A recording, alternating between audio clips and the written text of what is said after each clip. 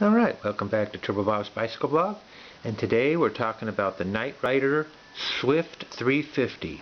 This is an inexpensive headlight, very high quality. As you probably know, I've been using NiteRider lights for, for 10 years or so, and I really love them.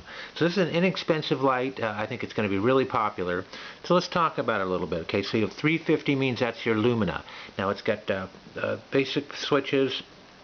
Now it glows blue to show you that the light is fully charged. So there's your low setting. Push the button again higher. And there's full 350. Of course, it's daytime, it's kind of hard to tell. It's got some other modes too. So basically, let's talk about the way the power switch works a little bit. So once again, it's blue here. Now this will go red when it's down to, 20% power, and reduce power to a lower setting, and also when you're charging, it'll tell you when it's charged up or not. And that is also our button. So if we hold the button, shuts off. Now it also is kind of cool too. It's got these little things on the side, so it gives a little bit of extra light to the side here too. So so once again, we hold the button, turns off. So here's how the modes work, and it's got more than a few of them. So you just push the button, low, medium, high. Now if I hold the button, it goes off. Now to get into our blinking modes, I hold the button, shuts off, and then it goes right into the blinking mode. Now in that mode, we're getting about 6.5 hour runtime.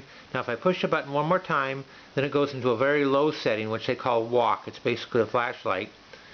And then from here, we're back to low, medium, and high. Now what we got here in the high setting at 350 luminous, it's going to run about 6.5 hours on the charge. In the low setting, actually 6.5 hours in the charge in the low setting.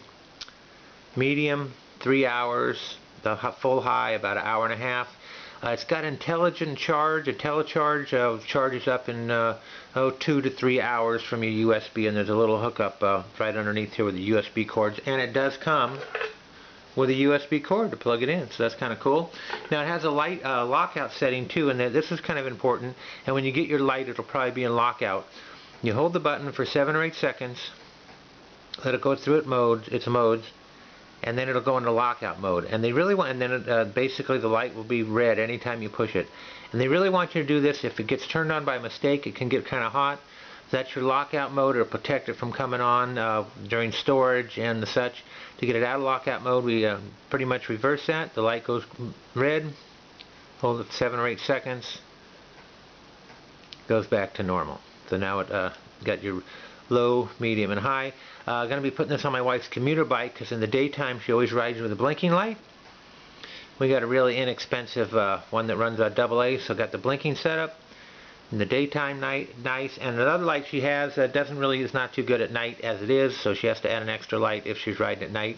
This will do both things. So there it is.